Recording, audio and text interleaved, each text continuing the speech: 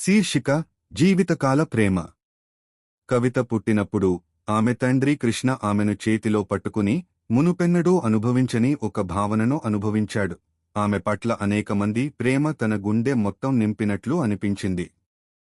ఆ క్షణం నుండి ఆమెను రక్షించాలి, మార్గనిర్దేశం చేయాలి మరియు జీవితాంతం ప్రేమించాలి అని అతను ప్రతిజ్ఞ చేసుకున్నాడు.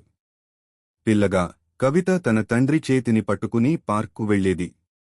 కృష్ణ ఆమెకు సైకిల్ ఎలా నడపాలో నేర్పాడు, సేనకాల కథలు ఆసక్తికరమైన స్వరాలతో చదివాడు మరియు ఆదివారం ఉదయాలలో పాన్కేక్లు తయారు చేసేవాడు. కవితకు అతను ఆమె వీరుడు, అతను ఇంతవరకు చూసిన అత్యంత బలమైన మరియు కరుణతో కూడిన వ్యక్తి. కాని ఆమె పెద్దవుతుండగా విషయాలు మారాయి. కౌమారదశ తిరుగుబాటు వచ్చి ఒకప్పుడు విడదీయరాని సంబంధం క్రమంగా అప్రయత్నంగా మారింది. కవిత తన స్వంత నిర్ణయాలను తీసుకోవాలని, తన స్వంత మార్గాన్ని ఏర్పరచుకోవాలని కోరుకుంది. అయితే కృష్ణ ఆమెను విడిచిపెట్టడానికి ఇష్టపడలేదు.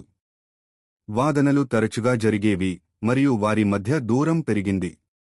ఒకరోజు కవిత తన కళాశాల ఎంపికల గురించి తీవ్రమైన వాదన తరువాత ఇంటిని విడిచి వెళ్లిపోయింది. ఆమె దూరంగా వెళ్లి ప్రపంచాన్ని అన్వేషించాలనుకుంది, కాని కృష్ణ ఆమెను కోల్పోవడాన్ని భయపడ్డాడు. ఆ రాత్రి అతను ఆమె గదిలో ఒంటరిగా కూర్చొని ఆమె చిన్నతనంలో తన కోసం వేసిన చిత్రాలను చూస్తూ ఆమెను విముక్తి చేయాలని నిర్ణయించుకున్నాడు. అది తనను బాధించినప్పటికీ. సంవత్సరాలు గడిచిపోయాయి. కవిత వారి చిన్న పట్టణాన్ని దాటి ప్రపంచంలో ఎదిగింది. ఆమె పట్టా పొందింది, ప్రయాణించింది మరియు తన స్వంత జీవితాన్ని నిర్మించుకుంది. కాల్స్ అరుదుగా మారాయి, సందర్శనలు ఇంకా తగ్గాయి. కృష్ణ తన కుమార్తెను తీవ్రమైనగా మిస్ అయ్యాడు, కాని ఆమెకు తన బాధ తెలియనివ్వలేదు. అతను ఆమెను అడ్డుకోవాలని అనుకోలేదు. ఒక శీతాకాల సాయంత్రం కవితకు ఒక కాల్ వచ్చింది. అది అన్నింటినీ మార్చింది.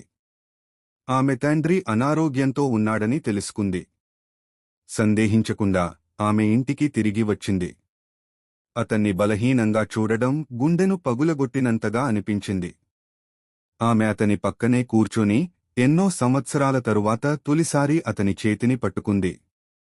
చిన్నప్పుడు ఆమెకు జరిగిన మధుర స్మృతులు ఆమె మనస్సులో పొంగిపోర్లాయి. సైకిల్ రైడ్లు, సేనకాల కథలు, ఆదివారం పాన్కేక్లు. క్షమించండి, నాన్నా, ఆమె తక్కువ గొంతులో కన్నీళ్లు కారుస్తూ చెప్పింది. కృష్ణ బలహీనమైన చిరునవ్వు చిందించాడు మరియు ఆమె చెయ్యిని ఒత్తాడు. నువ్వు ఎప్పుడూ వెళ్ళిపోలేదు, నా ముద్దులా. నువ్వు ఎగురుతున్నావు అంతే.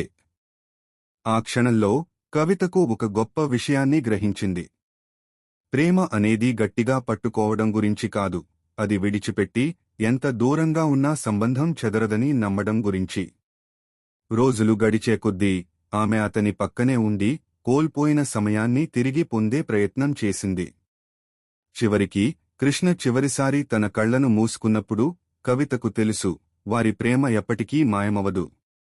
అది ఆమె హృదయంలో నిలిచి ఆమె జీవితాంతం ఒక మార్గదర్శక కాంతిలా ఉంటుంది. అలా తండ్రి మరియు కుమార్తె కథ విడిపోవడం గురించి కాదు, కానీ కాలానుగుణంగా ఉన్న ప్రేమ గురించి.